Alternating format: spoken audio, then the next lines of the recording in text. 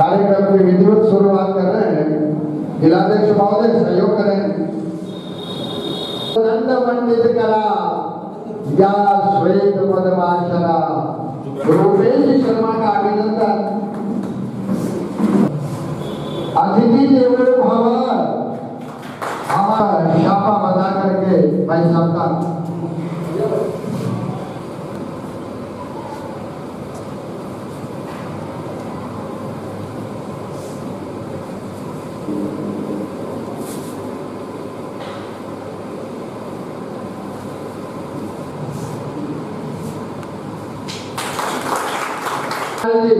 सैनी साहब पधारे और सापा बना करके संगठन से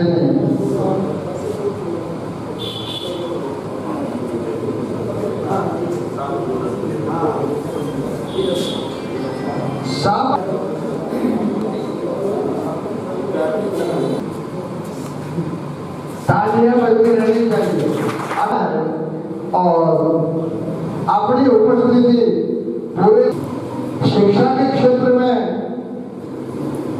हिंडोला एक बार पुनः इनके लिए तालियां हो जाए।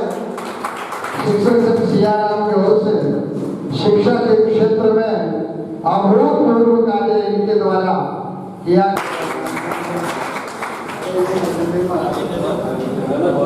माल्यार्पण करके अभिनंदन करेंगे।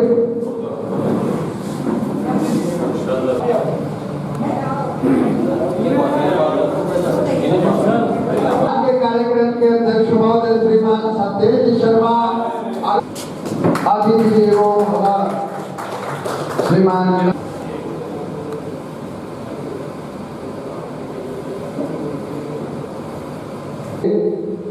मुख्य अतिथि श्रीमान रूपेश जी शर्मा साहब, प्रदेश कार्यकारिणी सदस्य जगत के होनहार प्रतिनिधि जिला स्तर पर अच्छा सम्मान है इनका। ये आगे मुख्य होता है मांगेलाल जी नागर साहब विशिष्ट अतिथि, घनश्याम जी शर्मा साहब विशिष्ट अतिथि और वहीं गठन। अब मैं जिलाध्यक्ष महोदय श्रीमान महावीर जी शर्मा साहब पिछले वर्ष श्री सत्येज भाई साहब से निवेदन किया था और ज्ञापन दिया गया था तो जो नई पेंशन को बंद की जाए और पुरानी पेंशन लागू की जाए।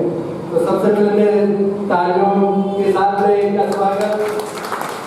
इनके प्रयास से या सभी के सहयोग से पुरानी पेंशन चालू हुई।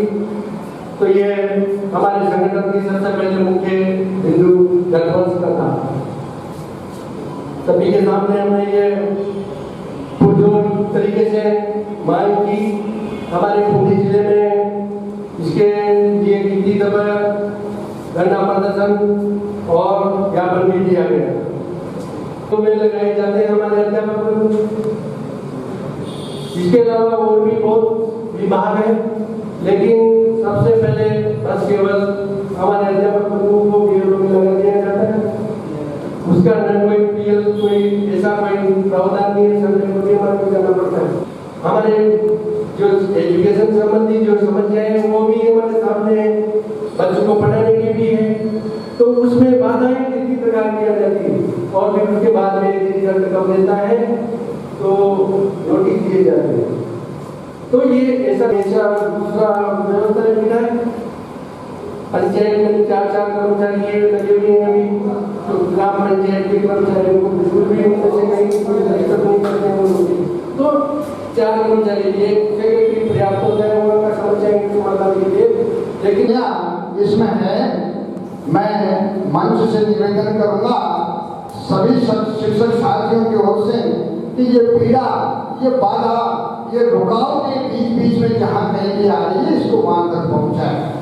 आपके लिए हर बार ये 4 पंक्तियां हर बार दोहराता हूँ और ये जो हर बार सदन की वही है, अपनी वही है, ये कमियां आत्मचिंतन की आवश्यकता है। इसमें ऐसा होना चाहिए, कैसा होना चाहिए, ये विचारणीय विषय। इसके ऊपर मैं 4 पंक्तियां आप लोगों की सेवा में सदन में प्रस्तुत कर रहा हूँ।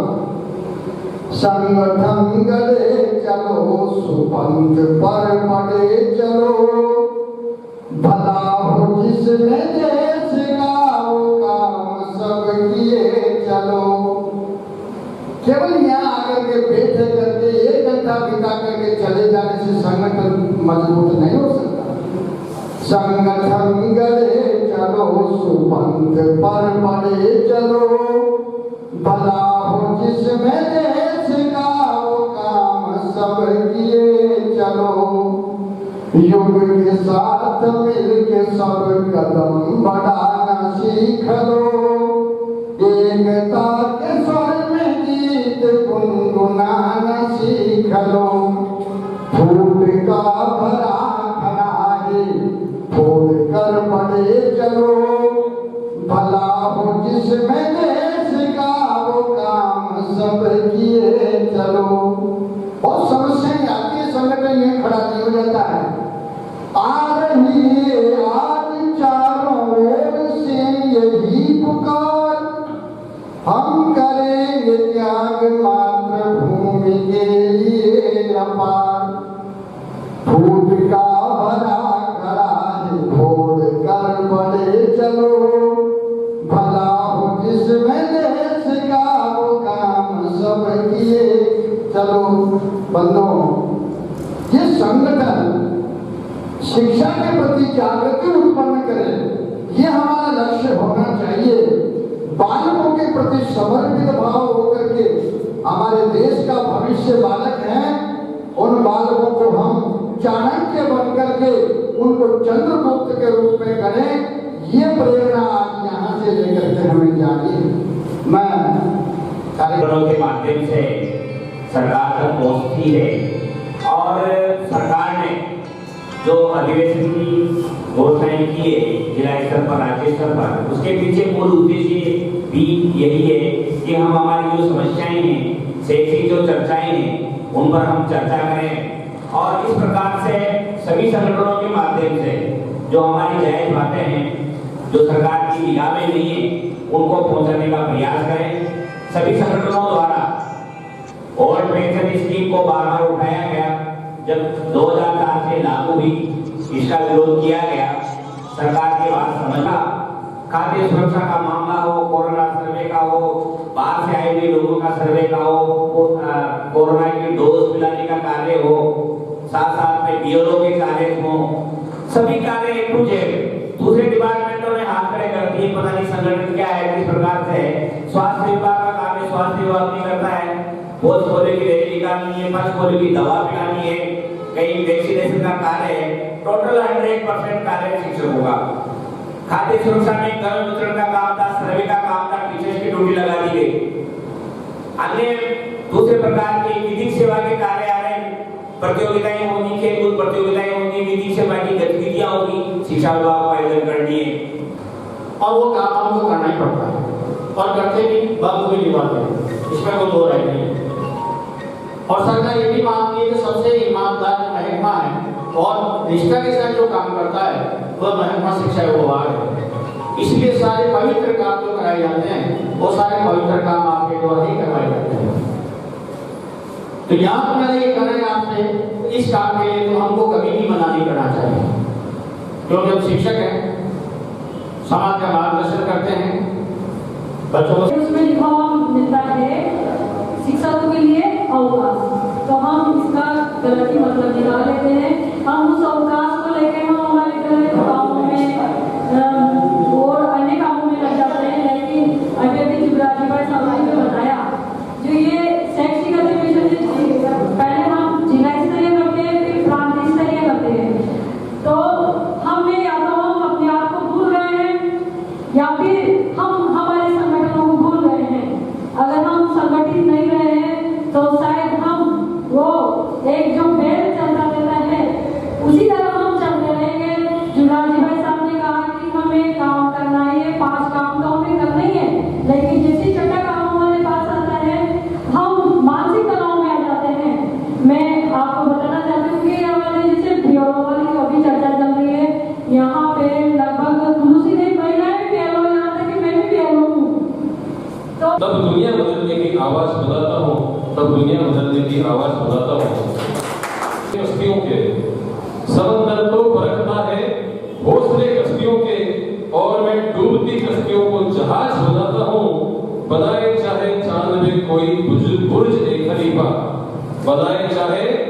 कोई चांद पे बुर्ज एक खलीफा, मैं तो कच्ची ईंटों से ही ताज बनाता हूँ। सुयोग्य नागरिक बनाने का पूरा प्रयास करता है। आइए कार्यक्रम को आगे बढ़ाते हैं और कुछ ऐसे नाम हमारे बीच में हैं।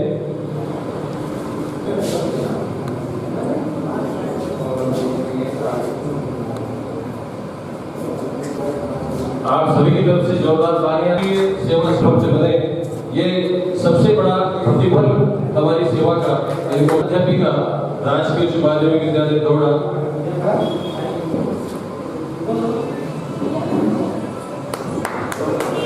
उच्च माध्यमिक विद्यालय दौड़ा, आपका भी सम्मान इस मंच पर। हमारे अतिथि अर्बन बैंक के चेयरमैन बड़भाई सत्यजीत शर्मा, मंच पर विराजमान हमारे अतिथि नागर साहब, जुगराज सोलंकी जी, शिक्षक संघ के अध्यक्ष महावीर प्रसाद जी शर्मा, महामंत्री घनश्याम शर्मा जी और इस अधिवेशन में पधारे सभी राजस्थान शिक्षक संघ सियाराम के पदाधिकारी और शिक्षक बंधु बहनों, हर साल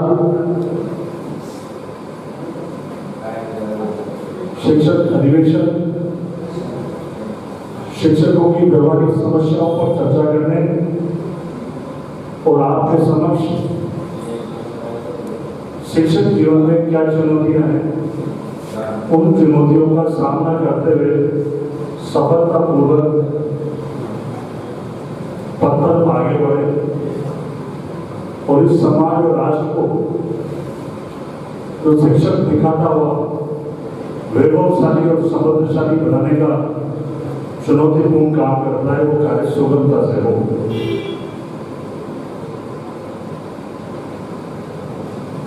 शिक्षक जिसका दर्जा समाज में बहुत आला है, इसमें कोई संदेह नहीं कि बालक जो गीली मिट्टी बनकर आपके पास आता है, आप उसे मूर्त रूप देकर समाज में ताजी बनाते हो।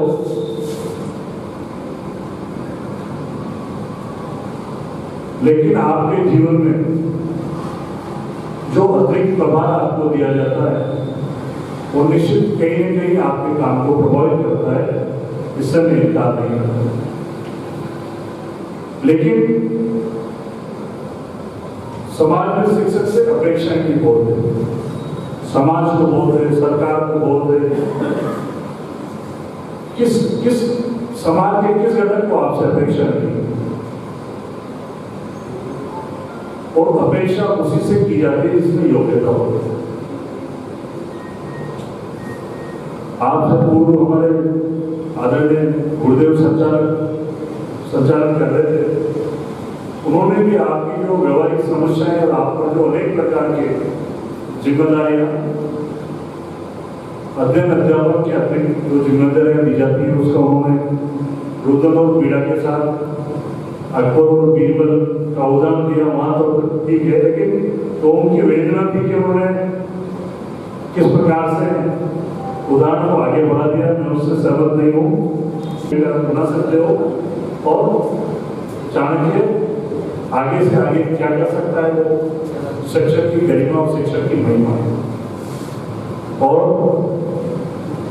शिक्षक अधिवेशन एक ऐसा अवसर है वर्ष भर में जो आपके सामने व्यवहारिक समस्या है, जैसा कि मंच से नागर साहब ने, आदरणीय सोलंकी जी ने जिस तरह से बातें बताई, महावीर जी ने भी अपने विचारों में आपकी व्यवहारिक समस्याओं को रखा और क्या होना चाहिए उसके बारे में भी आपने विचार प्रकट किए।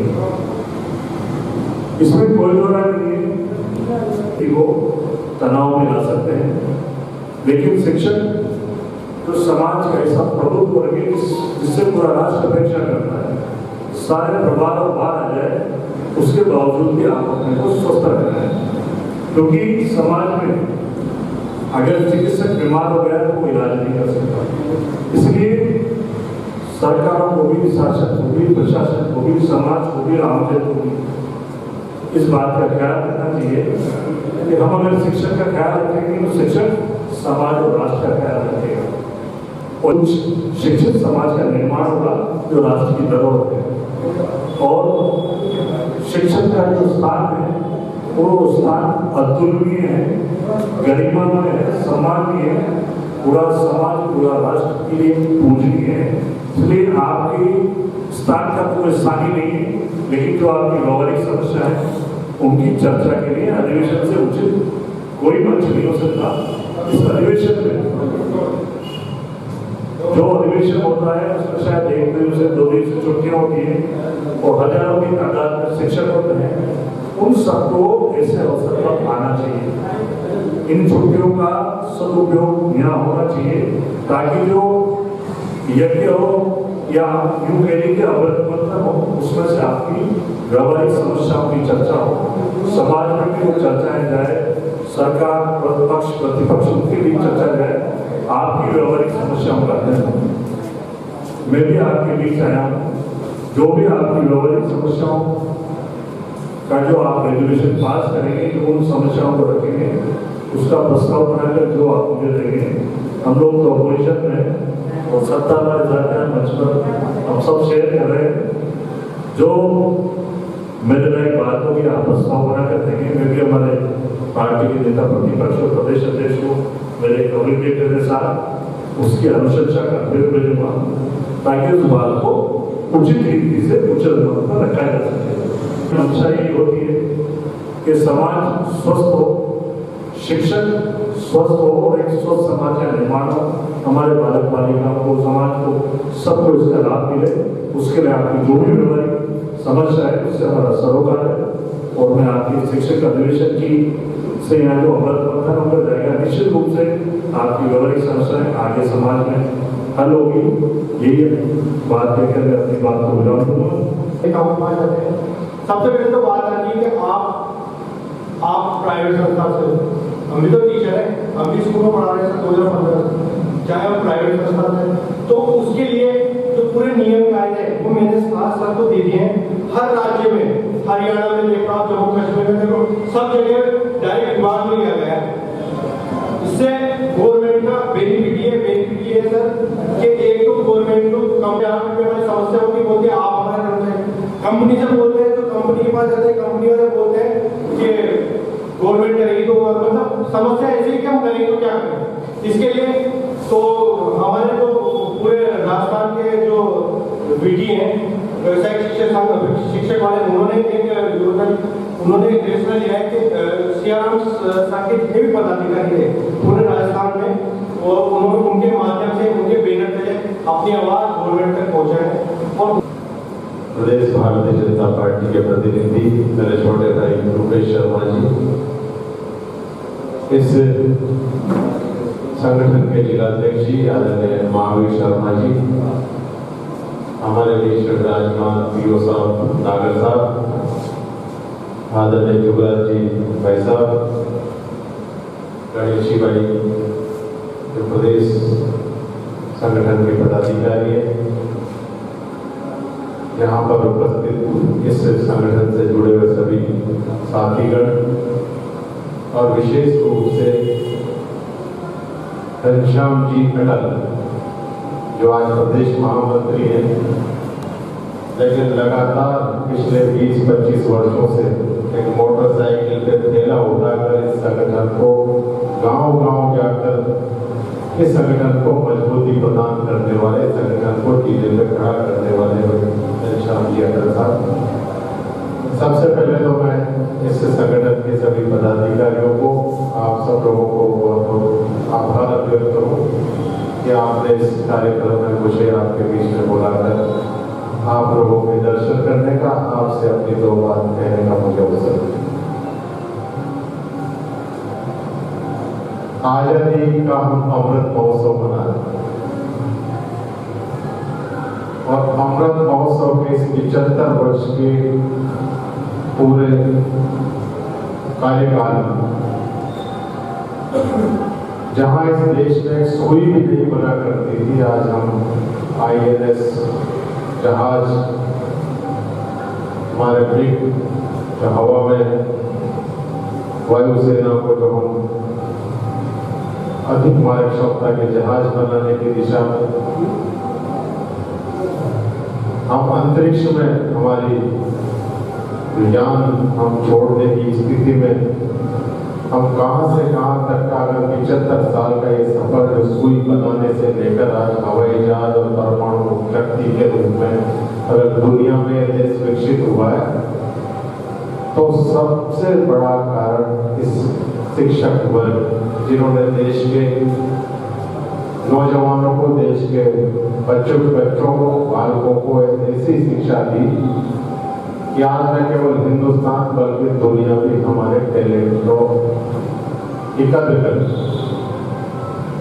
हजारों लाखों करोड़ों की तादाद में हमारे देश के वो टैलेंटेड विद्यार्थी आज दुनिया के हर कोने में अपनी बौद्धिक क्षमता का परिचय दे रहे हैं। इसलिए मैं आप सब लोगों का, शिक्षक वर्ग का बहुत बहुत हृदय के गहरे दिल से आपका साधुवाद, धन्यवाद।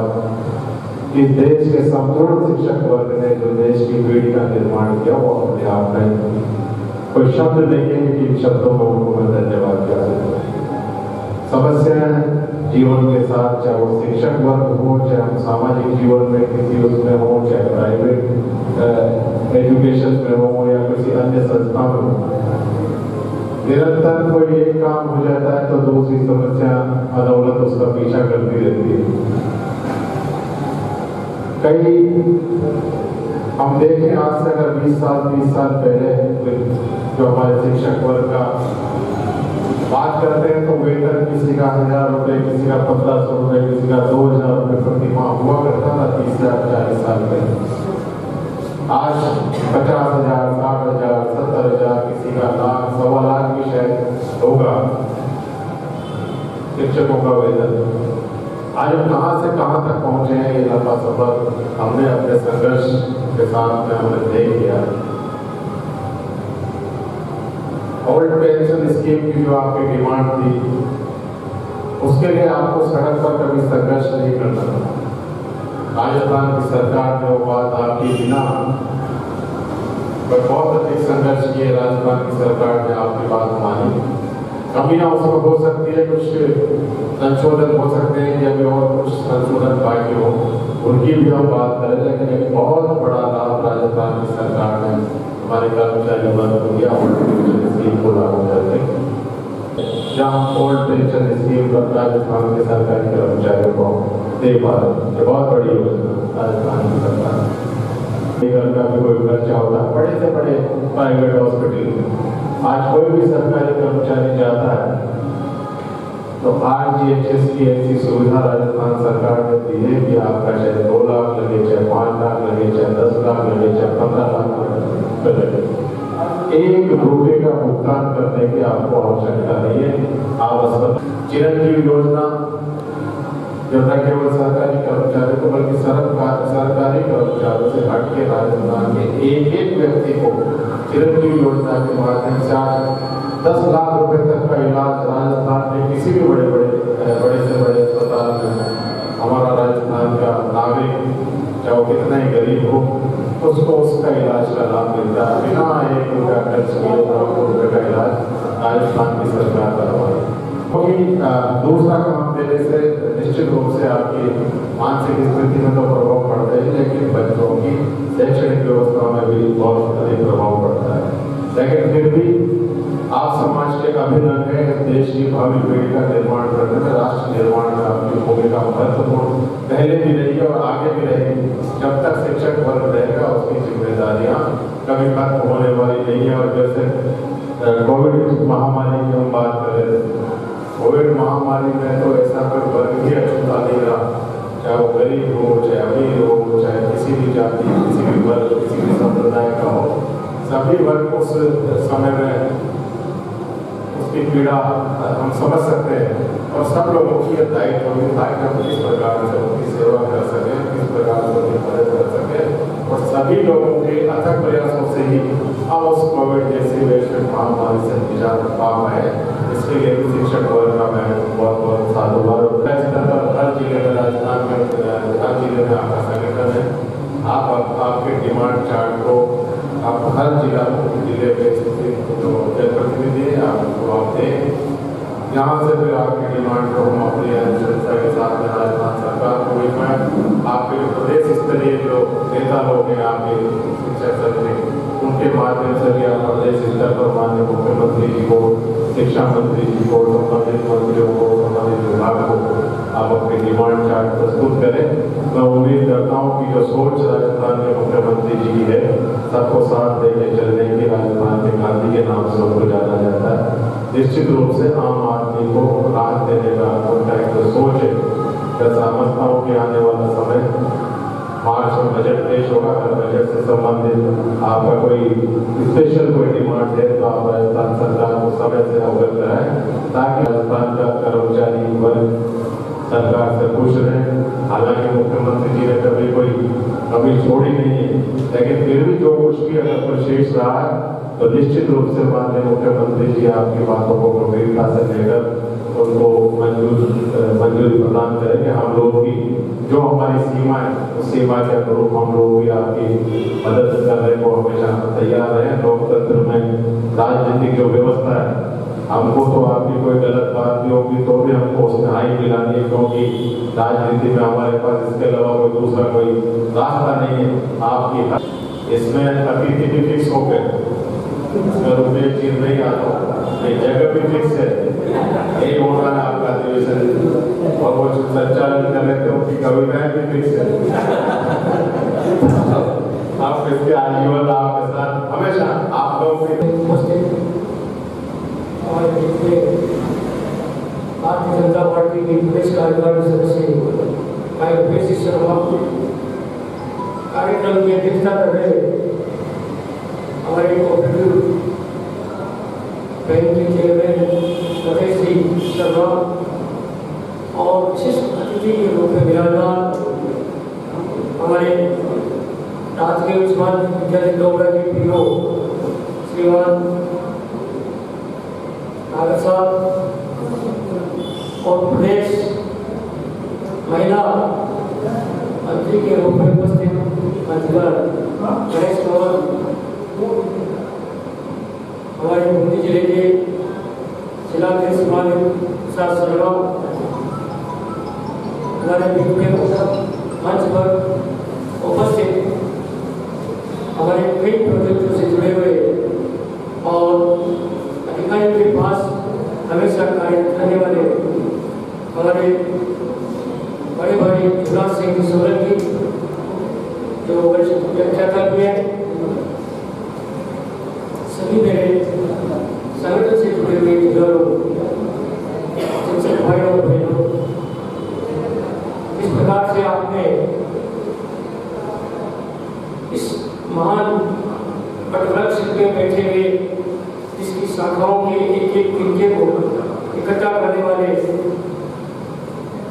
अल्पसंख्यक के रूप में इस बूंदी के अंदर जो हम आपके आशीर्वाद से संगठन को जीवित रखने का प्रयास कर रहे हैं, ये आपका आशीर्वाद है। क्योंकि मैं भी लगातार संघर्ष किया है संगठनों में, और पंचायत राज में हमारे पूर्व जो हमारे जिलाध्यक्ष थे उन्होंने मुझे हिंडोली तहसील की जिम्मेदारी दी थी।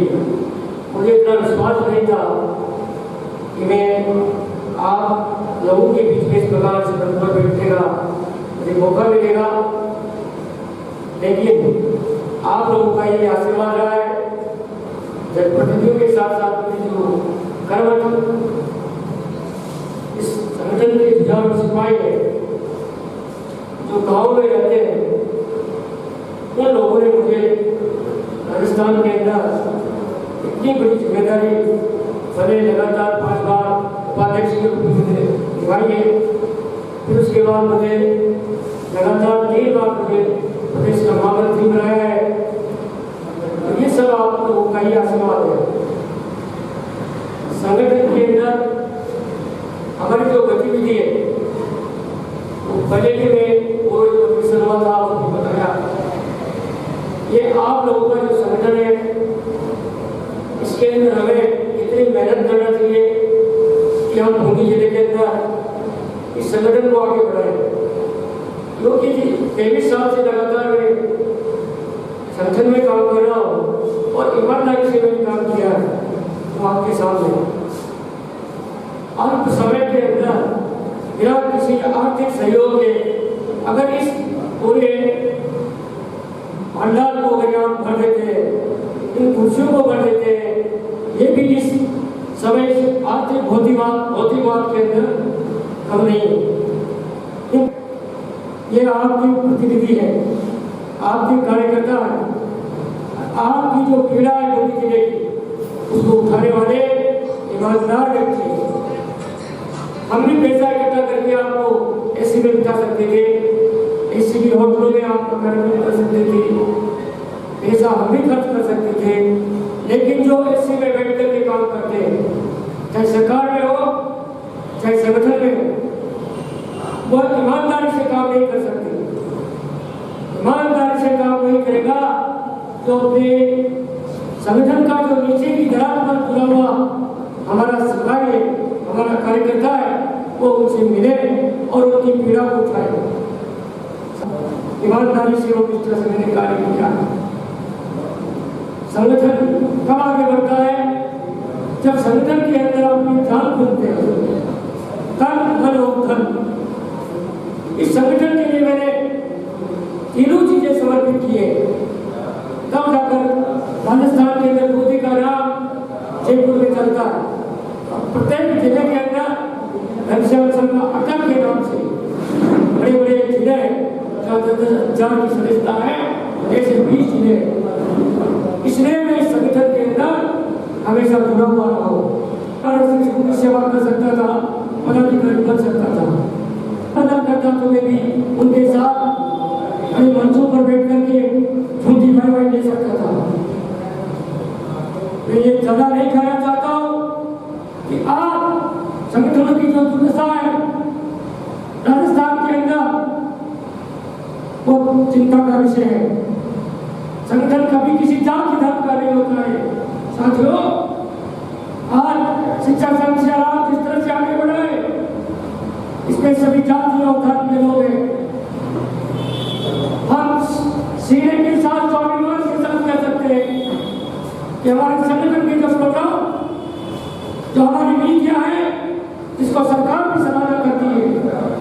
जब भी राजस्थान की जयपुर की धरती पर अगर संख्या के लिए सिख गिनाए जाते हैं तो सबसे बड़ा संगठन के रूप में जयपुर के अंदर राजस्थान शिक्षक संघ से रहा है, जिसके मुखिया विशाल सिंह शेखावत के साथी, पुराने सनातन जी के साथी, चौधरी भाई साहब के साथी रहे, जो प्रदेश अध्यक्ष रहे। कभी 64 दिन की हड़ताल चली, उन्होंने हमारे राजस्थान के अंदर प्रत्येक जिले के अंदर अपने संगठन को खड़ा किया।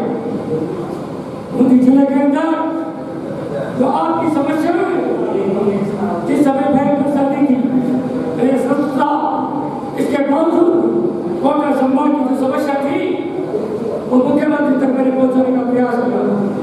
चाहे हमारा जनप्रतिनिधि हो, एमएलए हो, चाहे मंत्री हो, उन तक हमने आपकी समस्याओं को निरंतर करने का प्रयास किया है।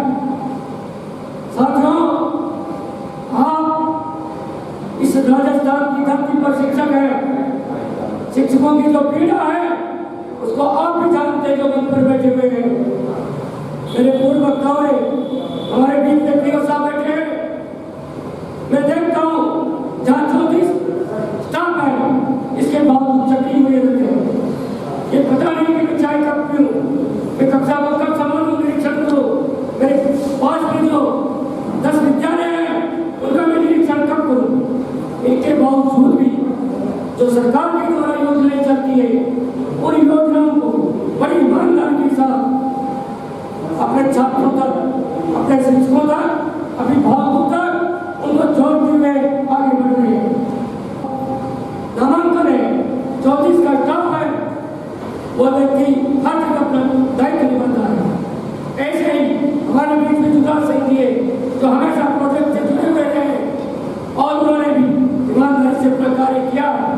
लेकिन राजनीति के क्षेत्र में शिक्षकों के साथ दुराचार होता है। उनको ईमानदार व्यक्तियों को पुरस्कार नहीं मिलता है, उनको पुरस्कार देना चाहिए। साथियों, आपने कहा कि आपको सम्मानित किया गया, ये सब आप लोगों का आशीर्वाद है। जब अपने कर्तव्य पर, अपनी निष्ठा पर, अपनी ईमानदारी पर अगर खरा उतरेंगे तो चाहे संगठन में हो, चाहे राजनीति में हो, चाहे शिक्षक वर्ग में हो, अपने अनुशासन और चरित्र को निभाकर कर चलेंगे तो बच्चे हमारा सम्मान करेंगे, वह गाँव हमारा सम्मान करेगा। आज मुझे 33वां साल राजकीय उच्च माध्यमिक विद्यालय गौड़ा हमारा ग्राम में ग्राम पंचायत, उसमें 33 साल पे पूरी करने जा रहा हूँ। अगले वर्ष मेरा सेवानिवृत्ति है। ये सब क्यों हुआ? क्योंकि मैं उन लोगों से जुड़ करके चला। मेरे बच्चे जो थे, छोटे छोटे नन्हे बच्चे थे, उनके बीच में मैं जिस तरह से मेरे बच्चों के साथ नहीं रहा, वैसे मैं उनके साथ रहा, वैसे ही मैंने मेरा कर्तव्य निभाया। तो आज मैं जिस तरह से संगठन में, और मुझे को नहीं जानता, आप जानते घनश्याम शर्मा को जब राजस्थान में पूरे संगठन के लोग सब जानते हैं, वैसे पूरी जिले के अंदर मुझे करीब करीब हर समाज के व्यक्ति मुझे मन से, आपके लिए मन से इस बात के लिए मेरे को ये मांग उठाई थी। आज ये जो 3 दिन की छुट्टी मिली है, या क्या यहाँ पर सीटें खाली करने के लिए मिली है, या अपने घर कार्य करने के लिए मिली है, सरकार जानती है, अन्यथा ये शिक्षक पीड़ित के पीड़ित रहेंगे। सरकार का ये मुद्दा है और आप उसको पहुंचाए शिक्षा मंत्री जी के पास, मुख्यमंत्री जी के पास कि जो शैक्षिक सम्मेलन चाहे प्रांत के हो, चाहे जिले के